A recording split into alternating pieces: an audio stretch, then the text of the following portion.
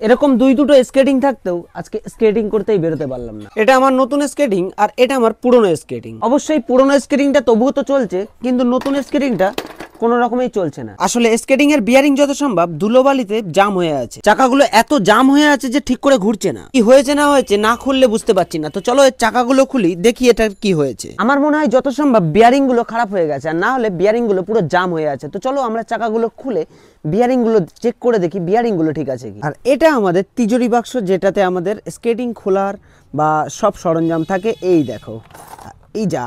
চলো চাকাগুলো খুলে দেখি কি হয়। যদি বিয়ারিং খারাপ হয়ে থাকে তাহলে তো আমার কপালটা পুরোটাই খারাপ, নতুন বিয়ারিং কিনতে হবে। প্রচুর জাম হয়ে গেছে, খুলছেই না তো। প্রচুর পরিমাণে জাম হয়েছে, এত পরিমাণে জাম হয়েছে যে খুলছে না এটা। হ্যাঁ খুলেছে।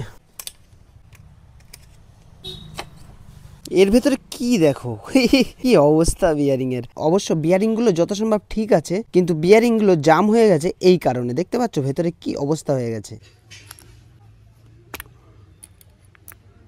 আসলে 1 মাস হয়ে গেছে আমি কিন্তু স্কেটিংটা কোনো রকমই মানে পরিষ্কার করিনি, একদমই অয়েলিং করিনি বলেই এই অবস্থা হয়ে গেছে। দেখেছো? ওহ, এই বিয়ারিং এর অবস্থা তো আরো খারাপ। কি অবস্থা! ইস, এই জন্য স্পিড বাড়ছে না।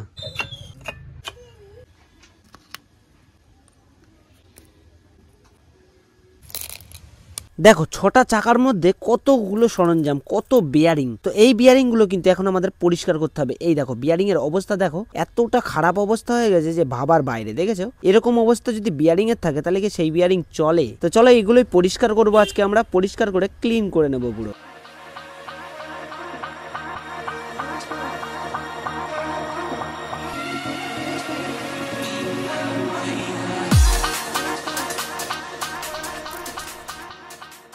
এবারে দেখো কত সুন্দর পরিষ্কার হয়ে গেছে আমাদের বিয়ারিং গুলো। এবার আমরা বিয়ারিং এ দেবো তেল। আর এই দেখো তেল, এটা কিন্তু সেলাই মেশিনের একদমই পাতলা তেল যেটা, সেটা এই তেলটাই কিন্তু আমি বিয়ারিং এ ব্যবহার করি, আর এটাই করা ভালো।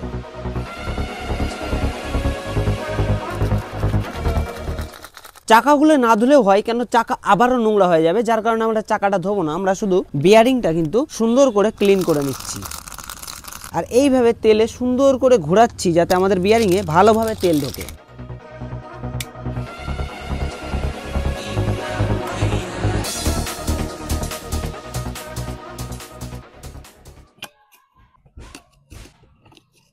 যাকগে, আমাদের হয়তো বিয়ারিং এর পয়সা আর খরচ করতে হলো না। আমাদের স্কেটিং এর চাকাগুলো ঠিক হয়ে গেছে, এখন কিন্তু ওকে ঘুরছে, খুব সুন্দর ঘুরছে, দেখতেই পাচ্ছ।